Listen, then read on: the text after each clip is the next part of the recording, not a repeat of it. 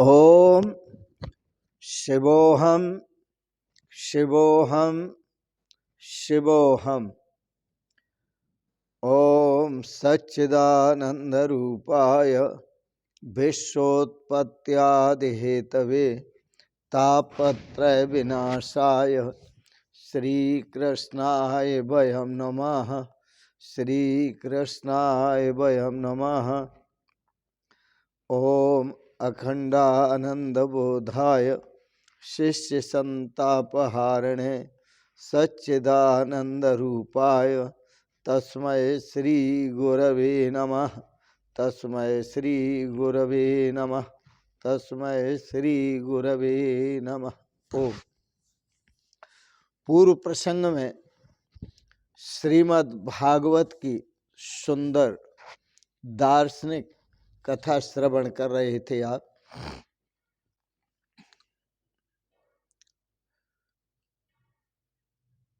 चतुर्दशी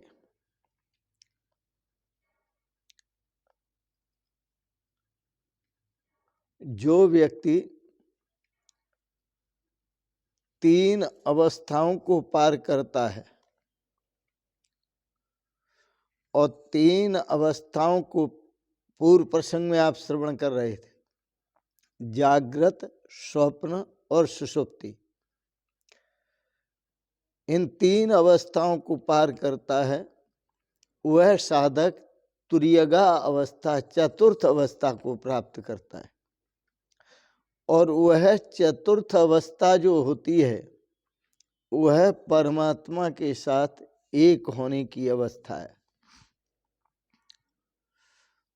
जागृत में आप जागृत का दृश्य देखते हैं, स्वप्न में आप स्वप्न का दृश्य देखते हैं और सुषुप्ति में आप प्रलय देखते हैं। परंतु जो तुरीयगा अवस्था है वह एक ऐसी अवस्था है कि चौथी अवस्था में आप परमात्मा के साथ एक हो जाते हैं। और जो साधक परमात्मा के साथ एक हो जाता है उसे अज्ञान रूपी पूतना में मारने की सामर्थ्य नहीं है। वह पूतना रूपी अज्ञान उसे मार नहीं सकता। पूतना 3 वर्ष के बालकों को मारती है। इसका एक एक शब्द का बड़ा रहस्य है। भगवान श्री कृष्ण कहते हैं गीता दर्शन में, जीव त्रिगुणमयी माया में फंस करके ऊहा पोह में लगा हुआ है, उछल डूब में लगा हुआ है। जन्मना और मरना इसका छूटता नहीं, क्योंकि यह त्रिगुणमयी माया में फंसा हुआ है। पूतना 3 वर्ष के अंदर के बालकों को मारती है, अर्थात जो रजोगुण में जीते हैं, जो तमोगुण में जीते हैं, जो सतोगुण में जीते हैं, यही 3 वर्ष हैं बालक साधक।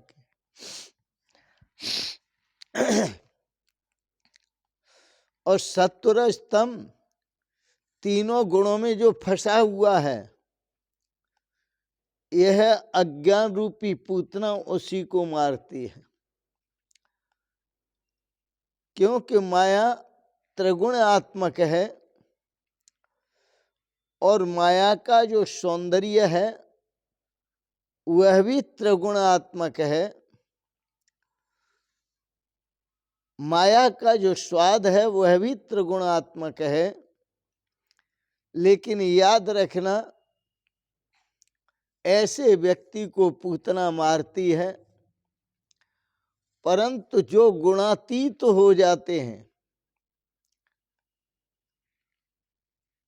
वह गुणातीत परमात्मा के साथ एक होकर परम आनंद की अनुभूति करते हैं, पूतना रूपी अज्ञान उस साधक को कभी मार नहीं सकता। संसार के मोह जाल में फंसे हुए सभी जन बालक ही तो हैं। जो संसार के मोह जाल में फंसे हुए हैं ये सब बालक हैं, ये सब शिशु हैं। इनको पूतना रूपी अज्ञान मारता है,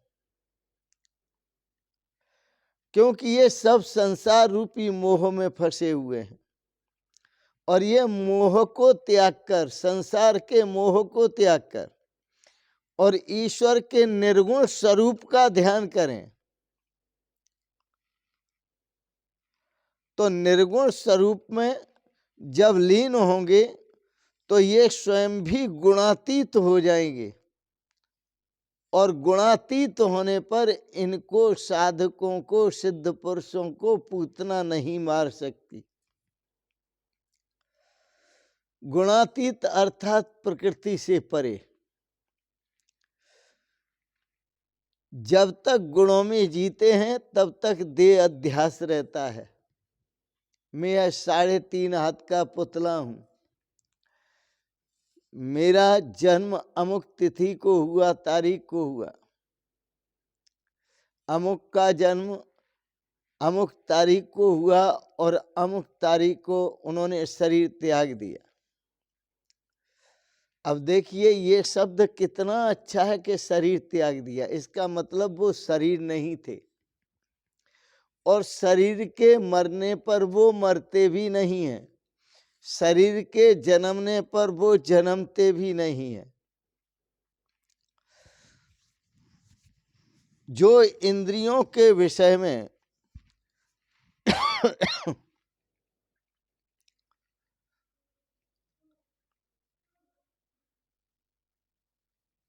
एक बात समझे। नंद जी जब मथुरा गए थे कंस से मिलने, उस समय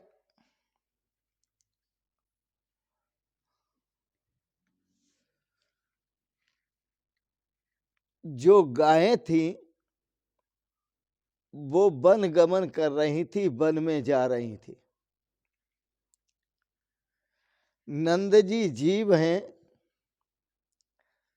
गौ नाम इंद्रियों का है। जब जीव मथुरा में चला जाता है तो यह इंद्रिय रूपी गायें विषय रूपी वन में विचरण करती हैं और विषय रूपी वन में विचरण करती हैं गायें। इसको समझें। हमारी आंख रूपी इंद्रिय है, कान रूपी इंद्रिय है, वाणी रूपी इंद्रिय है। तो यह आंख रूपी इंद्रिय इस वन के विषय, वन के सौंदर्य का पान करती है, वहां टकटकी लगाती है। और कर्ण रूपी इंद्रिय जो संसार के सौंदर्यमय, माधुर्यमय, जो जीव को लुभाने वाले हैं ऐसे शब्दों का श्रवण करती है। तो जीव जब मथुरा चला जाता है तो उसकी जो इंद्रियां हैं वो वन में विचरण करती हैं। तब वहां पर इंद्रियां भी बहिर्मुख हो गईं, जीव भी बहिर्मुख हो गया। तो हृदय रूपी गोकुल में वासना रूपी पूतना आ धमकती है, वासना आ जाती है। बहिर्मुख होते इसलिए 2 शब्द प्रयोग किए हैं शास्त्र में, एक बहिर्मुख और एक अंतर्मुख। बहिर्मुखता में संसार के सौंदर्य का ध्यान होता है, सौंदर्य, संसार के सौंदर्य पर दृष्टि होती है। और अंतर्मुखता में परमात्मा के आनंद स्वरूप पर दृष्टि होती है। नंद, चूंकि नंद बाबा गोकुल छोड़कर चले गए और जब गोकुल छोड़कर चले गए अर्थात हृदय देश में जो परमात्मा का ध्यान करते थे उस हृदय देश को छोड़ दिया और मथुरा में चले गए, इसका भाव है देह सुख में रमण करने लगे। जब देह दृष्टि आ गई तो देह सुख में रमण करते हैं तो हृदय रूपी गोकुल में अज्ञान रूपी पूतना वासना जागृत हो जाती है।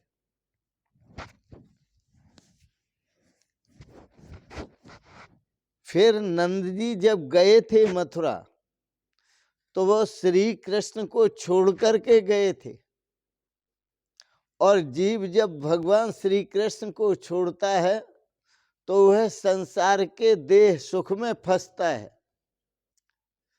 और जब देह सुख में फंस जाता है तभी वासना आ धमकती है। नंद जी अपने आवास में नहीं थे इसलिए पूतना आ गई। यदि नंद जी अपने आवास में होते तो संभव है पूतना नहीं आती।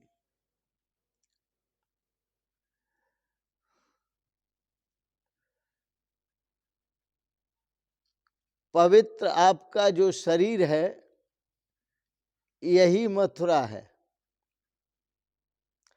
और पुण्यात्मक जो हृदय है यही गोकुल है और यहाँ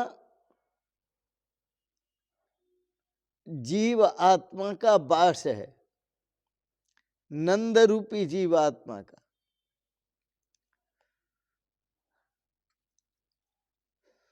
पूतना जब आई थी तो सुंदर श्रृंगार करके आई थी, ऐसा सुंदर श्रृंगार वो अपने साथ अविद्या को लेकर आई, कई दोषों को साथ लेकर आई और वह जो पूतना अविद्या रूपी पूतना जब आई तो कई दोषों को लेकर आई। वो दोष कौन कौन से थे? पहला दोष था देह अध्यास, दूसरा दोष है इंद्रिय अध्यास और तीसरा दोष है प्राणाध्यास और चौथा दोष है अंतःकरण अध्यास और पांचवा दोष है स्वरूप की विस्मृति, अपने विवेक को गमा देना। उस पूतना की सुंदरता को देखकर सभी गोकुलवासी उसे समझ नहीं सके, सब मोहित हो गए, सब भूल गए और किसी ने उसे रोका भी नहीं। जब रोका नहीं तो वह सीधी नंद बाबा के घर में हरे नारायण घुसी चली गई। जब नंद बाबा के घर में घुसी चली गई तो वो सीधी पहुंची कन्हैया के सामने और भगवान कृष्ण के सामने जब पहुंची तो भगवान कृष्ण ने अपनी दोनों आंखें मूंद ली। बोले सुबह सुबह का समय है, अभी अभी मेरा जन्म हुआ है, मैं तुझे नहीं देखूंगा। कन्हैया ने आंखें मूंद ली। क्यों आंखें मूंद ली? कि जो पापी लोग हैं, जो पापनी हैं, नारी हो पुरुष हो, जो पाप भावना से सना हुआ है उसका मुंह देखना अच्छा नहीं होता। वह 3-3 वर्ष के बालकों को मारने के लिए गोकुल में आई है, ये महापातकीय है, महान पापकीय है, बाल हत्यारी है। तो इसलिए इसका मुंह देखना ठीक नहीं है। इसलिए भगवान श्री कृष्ण ने आंखें बंद कर ली।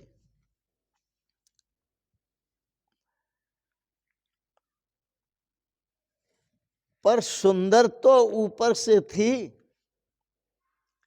शरीर भी सुंदर था, पर यह अपने स्तनों पर विष लगा करके आई थी कि ब्रज की जो गोकुल की नारियां हैं वो क्या मुझे समझ सकेंगी।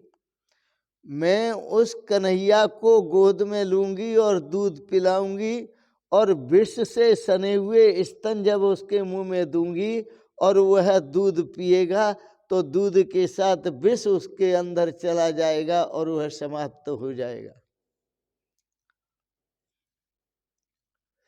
जब मनुष्य संसार के सुंदर भोगों का उपभोग करने के लिए आगे आता है तो ये भूल ही जाता है कि ये भोग जो हैं, इन भोगों को मैं नहीं भोगूंगा बल्कि यह भोग मुझे ही भोग लेंगे।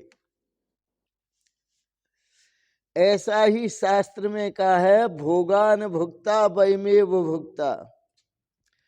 भोगों को भोगने वाले भोगों को तो भोग नहीं पाते, लेकिन भोग उन लोगों को भोग लेते हैं, नष्ट कर देते हैं।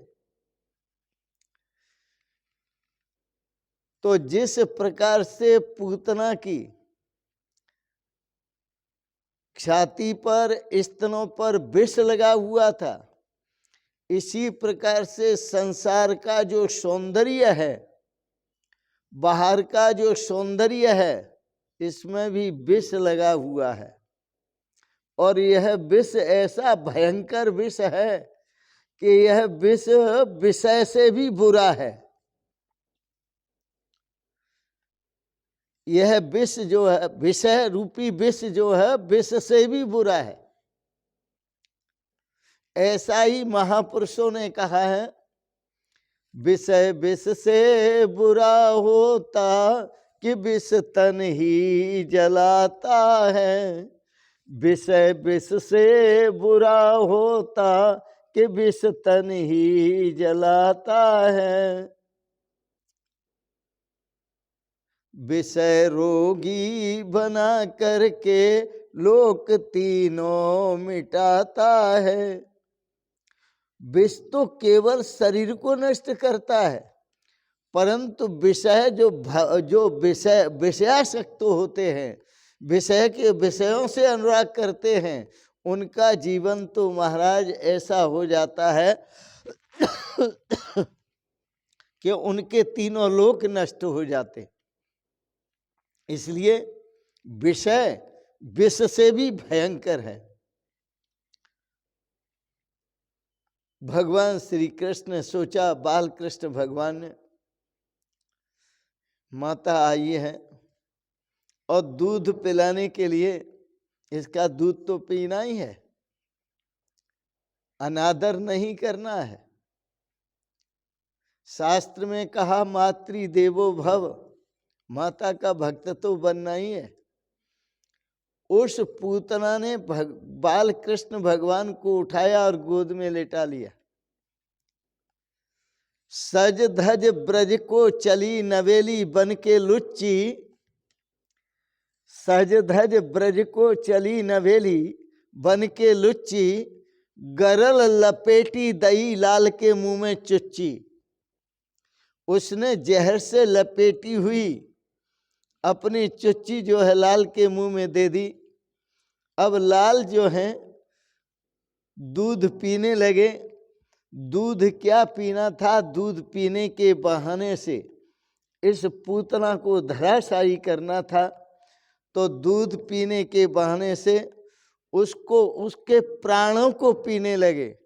और प्राणों को जब पीने लगे और वो निष्प्राण होने लगी, तो वह पूतना कहती है, छोड़ दे छोड़ दे, रे लाल छोड़ दे, छोड़ दे, रे लाल छोड़ दे। तो उस कन्हैया ने उत्तर दिया, मेरी माता ने मुझे पकड़ना सिखाया है, मुझे छोड़ना सिखाया नहीं। मुझे पकड़ना बताया है, मुझे छोड़ना बताया नहीं, तो इसलिए आज मैं तुझे छोड़ूंगा नहीं। वह पूतना कन्हैया के दूध पीने से पीते पीते वो निष्प्राण हो गई।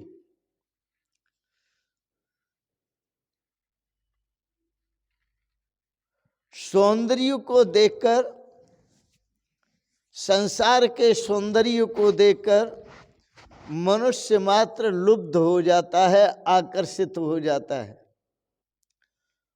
और वह भान भूल जाता है। सभी ब्रजवासी भी पूतना के सुंदर श्रृंगार को देखकर और वो भी भान भूल गए, मोहित हो गए। उसको किसी ने रोका नहीं। जगतगुरु शंकराचार्य कहते हैं, मैं आपको पहले कह चुका हूं कि दो चीजों से बचना चाहिए, कंचन से और कामिनी से।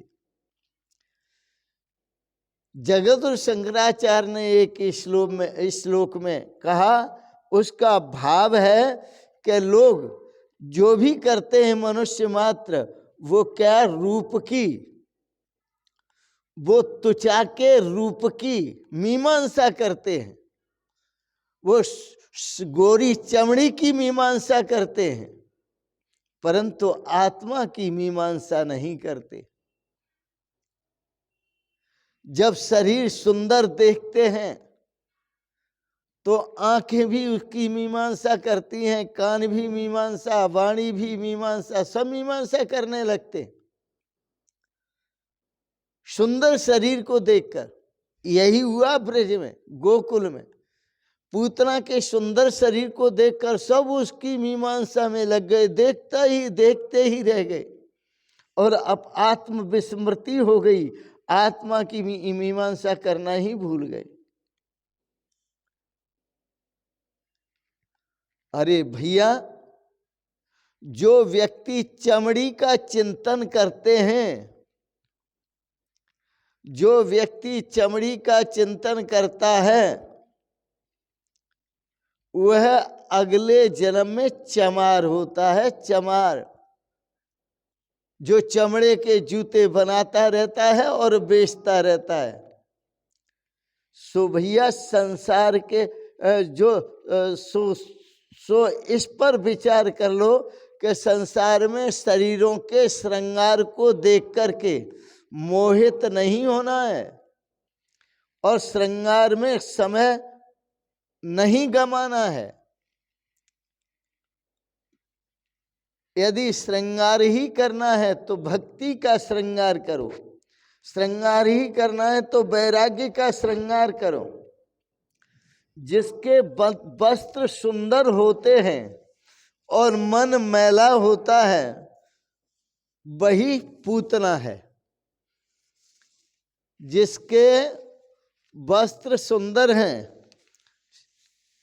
शरीर रूपी वस्त्र सुंदर है, लेकिन अंदर से मन मैला है, इतना मैला है कि 3 वर्ष के भोले बालकों को, निर्दोष बालकों को मारने का संकल्प लेके आई है। तो जिसकी आकृति सुंदर हो और कृति बुरी हो, वही पूतना है।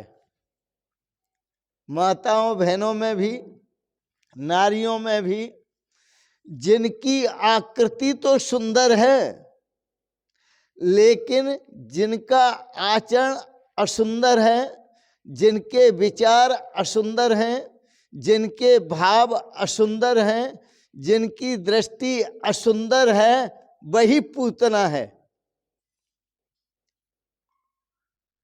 किसी से ढंग से नहीं बोलती, कर्कशा है, सासू को 10 सुनाती है, 50 अपने पति को सुनाती है और 100 सुनाती है ससुर को, वो पूतना है। और जो अपने पूज्यों का सम्मान करती है, उनका आदर करती है, उनकी सेवा भाव करती है, वो सती साध्वी है। वो भगवत तत्व को प्राप्त कर लेती है। वो आगे चल के यशोदा बनती है, जिसकी गोद में कन्हैया खेलता है। मनुष्य वासना का दास बन चुका है। उसे कितना ही समझाओ, जिसे शराब पीने की वासना है वो शराब नहीं छोड़ सकता। खूब समझा लो आप, कसमें खिला लो। जिसे तमाकू खाने की वासना है वो तमाकू नहीं छोड़ सकता। बीड़ी पीने की वासना है वो बीड़ी नहीं छोड़ सकता। क्या बात है। और जबकि तमाकू शरीर को नुकसान करती है, बीड़ी शरीर को नुकसान करती है, शराब शरीर को नुकसान करती है। जितनी नुकसानदायक चीजें हैं सभी उनका सेवन करते जा रहे हैं। संतों की बात कोई सुन ही नहीं रहा है, विद्वानों की बात कोई सुन ही नहीं रहा है। और हर डब्बी पर, सिगरेट की डब्बी पर लिखा होता है कि यह, इससे कैंसर हो सकता है। शराब की बोतल पर भी लिखा होता है कैंसर हो सकता है।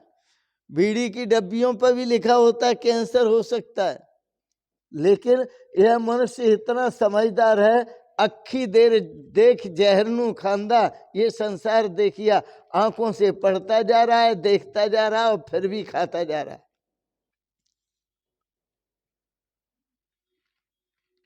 तो सौंदर्य को देखा तो पूतना को किसी ने रोका नहीं। संसार के सौंदर्य को देखते हैं, उसके भोगने की वासना मन में प्रवेश कर रही है। इस वासना को कोई रोकने के लिए तैयार नहीं है। आनंद आता है। मैं फिर कहूं इन शब्दों को, जब दृष्टि से इस संसार के सौंदर्य को देख, एक शब्द से समझ लें, संसार के सौंदर्य को देखते हैं, जो भी सौंदर्य है, तो मन के अंदर वासना प्रवेश करती है उस सौंदर्य को भोगने के लिए। लेकिन इस वासना को कोई रोकता नहीं है, वासना को धसने देता है, क्योंकि उस सौंदर्य से इतना मोहित हो चुका है। यही तो हुआ था गोकुल में कि पूतना इतना सुंदर श्रृंगार करके आई कि उस सौंदर्य से सब मोहित हो गए, किसी ने उसे रोका ही नहीं गोकुल में प्रवेश करने से। और इसी तरह से वासना तुम्हारे हृदय में प्रवेश कर जाती है।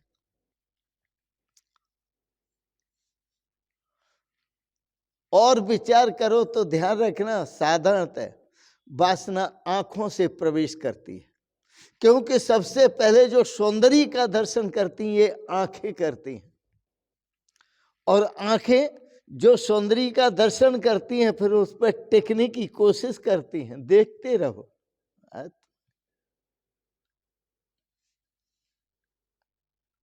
अरे मैं आपको सावधान करता हूं, देखकर रीझ न जाना ऊपर की सफाई पर, देखकर रीझ न जाना ऊपर की सफाई पर। अरे सोने का वर्क लगा है गोबर की मिठाई पर, अंदर क्या भरा है? टट्टी पेशाब गोबर भरा हुआ है। ऊपर के सौंदर्य को ही क्यों देखते हो? भीतर देखो, नाक से क्या निकलता है? नाक निकलती है। मुंह से क्या निकलता है? खकार निकलती है। नीचे से क्या निकलता है? टट्टी पेशाब निकलता है, गंदगी निकलती है। और यदि अच्छा समझते हो तो इसे थैलियों में भर भर के अपने रख लो घर में। ये तो मैले का थैला है जिससे आप प्रीति करते हैं। प्रीति करनी है तो कन्हैया से प्रीति करो, परमात्मा से प्रीति करो। क्यों अपनी आंखों को बिगाड़ते हो? क्यों अपने भावों को बिगाड़ते हो? क्यों अपने विचारों को बिगाड़ते हो? क्यों अपनी सद्भावनाओं को बिगाड़ते हो? आप इन पर कंट्रोल करो, संयम करो। कैसे संयम करो? जैसे पूतना को भगवान ने ये शिक्षा दी आप सबको कि जैसे पूतना के सौंदर्य को पूतना अपने सौंदर्य को आगे करके जब भगवान कृष्ण के बाल कन्हैया के पास पहुंची तो भगवान ने अपनी आंखें बंद कर ली। संसार का सौंदर्य जब दिखाई दे तो आंखें बंद करके और अंतर यात्रा पर चले जाओ, अपने हृदय देश में गोकुल में परमात्मा का दर्शन करो, ध्यान करो उस परमात्मा। मानो तुम्हारे हृदय रूपी झूले पर और परमात्मा विराजमान है, हम उनका दर्शन कर रहे हैं। भगवान श्री कृष्ण ने स्वयं आंखें बंद करके आपको संदेश दिया। और भगवान से भी हमें यही प्रार्थना करनी है कि हे भगवान, हमें आप इस संसार के सौंदर्य से बचाकर अपनी शरण में लें, अपना शरणागत स्वीकार करें। हम आपकी शरण में आए हैं ताकि हम इस पापी भव सागर से तर सकें। आओ एक पंक्ति गुनगुना लो। शरण में आए हैं हम तुम्हारी, दया करो हे दयालु भगवन। शरण में आए हैं हम तुम्हारी, दया करो हे दयालु भगवन। बना दो बिगड़ी दशा हमारी, दया करो हे दयालु भगवन। बना दो बिगड़ी दशा हमारी, दया करो हे दयालु भगवन। गोस्वामी तुलसीदास जी बड़ा सुंदर कहते हैं। गोस्वामी तुलसीदास जी ने कहा, अपनी भूल को स्वीकारते हुए गए थे ना अपनी पत्नी के पीछे, बरसाती नदियों को पार करते हुए मुर्दे पर बैठकर पार किया था बरसाती नदी को।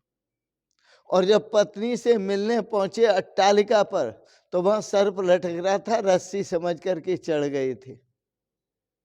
तो वो गोस्वामी तुलसीदास जी जो अपनी पत्नी के सौंदर्य में इतने मुग्ध थे, उनको जब होश आया तो वो कहते हैं, मौसम कौन कुटिल खल कामी। मेरे समान कोई दूसरा कुटिल नहीं है, खल नहीं है, कामी नहीं है, दुष्ट नहीं है। क्यों कि जेह तन दियो ताय बिसरायो। यह सुंदर मानव जीवन जिसने दिया उस परमात्मा ने ताहे बिसरायो, और उसी को मैंने त्याग दिया। ऐसो नमक हरामी, उसके उपकार को मैंने एक क्षण भी स्वीकार नहीं किया। तो जेह तन दियो ताहे बिसरायो, ऐसो नमक हरामी। मौसम कौन कुटिल खल कामी। चलो गोस्वामी तुलसीदास जी को ठोकरें खाकर याद आ गई, अपनी भूल याद आ गई। अरे सुरखरू होता है इंसान ठोकरें खाने के बाद, ठोकरें खाकर ही इंसान निखरता है। सुरखरू होता है इंसान ठोकरें खाने के बाद, रंग लाती है हिना पत्थर पर पिस जाने के बाद। मेहंदी आप पत्तों को ऐसे ही हाथों पर रख लो, कभी रंग नहीं लाएगी। जब सिला पर पीसी जाएगी और पीस करके फिर हाथ पर रखोगे तो फिर रंग लाएगी। इसी तरह से मनुष्य यूं सादा जीवन जीता रहे तो रंग नहीं आता। जब ठोकरें खा खा करके जीता है, सुधरता है, तब जीवन में रंग चढ़ता है। भक्ति का रंग, ज्ञान का रंग, वैराग्य का रंग। ठोकर न खाए नहीं जीत उसकी, जो गिरकर संभल जाए है जीत उसकी। जो ठोकरें खाता है, जो ठोकरें नहीं खाता उसकी जीत नहीं है। जो ठोकरें खा खा करके सुधर जाता है उसी की जीत है। सूर कहे श्याम सुनो, ये सूरदास जी का पद है। सूर कहे श्याम सुनो, शरण है तिहारे। सूरदास जी को भी तो ठोकरें लगी, और वो भी तो एक सुंदरी के पीछे पागल हुए थे। उन्होंने कहा, जिस सुंदरी ने मुझे पागल किया है उसको तो क्या कुछ कहना है, लेकिन ये मेरी आंखें हैं जिस सुंदरी के पीछे मुझे पागल बनाया है, क्यों इन्हीं को फोड़ दिया जाए। उन्होंने अपनी आंखें ही फोड़ ली। सूर कहे श्याम सुनो, शरण है तिहारे। अब की बार पार करो नंद के दुलारे। हे नंद के दुलारे, हम अब की शरण में आए हैं, आप हमें पार करो। भगवान श्री राम ने बड़ा सुंदर कहा रामचरितमानस में, सन्मुख होए जीव मोय जबहि, जन्म कोट अघनाशों तबहि। कि जब सुधा जाए उसे, और जब मेरे सन्मुख होता है तभी मैं उसके करोड़ों जन्मों के पाप को नष्ट कर देता हूं। अघमानी पाप, जन्म कोट अघनाशों तबहि, और उसे पवित्र बना देता हूं। फिर उस भक्त का कभी नाश नहीं होता। न में भक्त प्रणश्यति, भगवान श्री कृष्ण कहते हैं मेरे भक्त का कभी नाश नहीं होता। तैतरीय उपनिषद के कुछ सूत्र याद करो और अपने सनातन धर्म की जो संस्कृति है उसमें जीना प्रारंभ करो। उसमें जियोगे तभी आपको श्रेय की प्राप्ति होगी, नहीं तो बेमौत मर जाओगे। ये ठीक नहीं है। हमारी भारतीय संस्कृति, हमारी वैदिक संस्कृति, हमारी पौराणिक संस्कृति हमें क्या सिखाती है? वह 4 भाव सुंदर देती है हमें। पहला भाव मातृदेवो भव, बेटा तू माता का भक्त बनना, जी भर के सेवा करना माता की। दूसरा भाव पितृदेवो भव, तू पिता का भक्त बनना। माता का भक्त इसलिए बनना कि उसने हजारों कष्ट उठाकर तेरा पोषण किया है। पिता का भक्त इसलिए बनना कि पिता ने पता नहीं कहां कहां से कितनी कितनी मेहनत कमा करके तेरे पोषण के लिए धन इकट्ठा किया। आचार्य देवो भव, तीसरा शब्द दिया आचार्य देवो भव, तू गुरु का भक्त बनना, क्योंकि तेरा कल्याण करने वाले, तुझे मार्गदर्शन करने वाले और सच्चे मार्ग पर चलाने वाले, सच्चा मार्ग बताने वाले गुरु ही है। आचार्य गुरु हैं, तो आचार्य देवो भव, आचार्य का भक्त बनना। और चौथा साधन बताया अतिथि देवो भव। अतिथि, दरवाजे पर भूखा प्यासा अतिथि आ जाए, दरवाजे पर संत महापुरुष आ जाएं तो उनकी सेवा करना, उनका भक्त बनना। एक संत ने तो यहां तक कह दिया परस्पर देवो भव, परस्पर आपस में भी देव का भाव रखो। मैं आपका सम्मान करूं, आप मेरा सम्मान करें। चाहो मत किसी से, पर एक दूसरे का सम्मान, एक दूसरे का आदर भाव, एक दूसरे की सेवा। आपकी सेवा मैं करूं, आप मेरी सेवा करें। आप तो परस्पर देवो भव, क्योंकि भगवान श्री कृष्ण ने गीता में कहा परस्परम भावयंत है। जो परस्पर एक दूसरे के प्रति जो सहानुभूति रखते हैं, सुंदर भाव रखते हैं, सद्भाव रखते हैं, सद्विचार रखते हैं और सेवा भाव रखते हैं, तो दोनों ही श्रेय को प्राप्त होते हैं, कल्याण को प्राप्त होते हैं। इसलिए परस्पर देवो भव, परस्पर देव भरो, परस्परम भावयंत परम श्रेय अवास्यत। यदि परस्परम, दोनों एक दूसरे के प्रति सुंदर भाव होंगे तो दोनों ही अपने श्रेय को प्राप्त करें। बड़ा सुंदर है। मैं तो इतने भावों में ही कृतार्थ हूं। परस्पर देवो भव, आपस में देव भाव रखो एक दूसरे के प्रति। और भगवान श्री कृष्ण ने जो कहा उस पर ध्यान दो, परस्परम भावयंत परम श्रेयम अभाष्यत, परम श्रेयम अवाप्स्यत। माता पिता ने अपना सारा जीवन तुम्हें सौंप दिया, वो बुढ़ापा जो आया है तुम्हारी सेवा से ही उनको मिला है। गुरुजन भी अपना जीवन सारा का सारा तुम्हारे लिए समर्पित करके और इस भूमि पर विचरण करते हैं तुम्हारे लिए। परस्परम भावयंत, उन्होंने तुम्हारे लिए सर्वस्व का त्याग किया है, तुम उनके लिए अपने सर्वस्व का त्याग करो। देखो जीवन का आनंद, जीवन में 4 चांद लगेंगे, जीवन में सुंदर खुशियों के पुष्प खिलेंगे, जीवन में सुंदर आनंद का कमल खिलेगा, फिर आप सानंद जीवन यापन कर सकेंगे। आज के प्रसंगत वाणी को यहीं विराम देते हैं।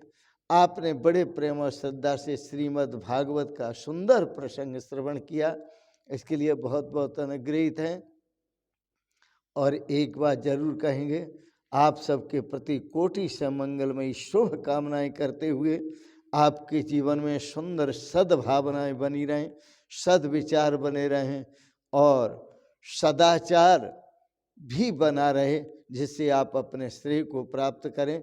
आपका मन भगवान के श्री चरण कमलों में लगा रहे और आप सपरिवार सदा स्वस्थ और सुखी रहते हुए भगवत तत्व को प्राप्त करें, संसार बंधन से मुक्त होकर अनंत आनंद की अनुभूति करें। इन शब्दों के साथ ही आपको बहुत बहुत शुभकामनाएं, बहुत बहुत आशीर्वाद और बहुत बहुत प्रणाम प्रणाम प्रणाम।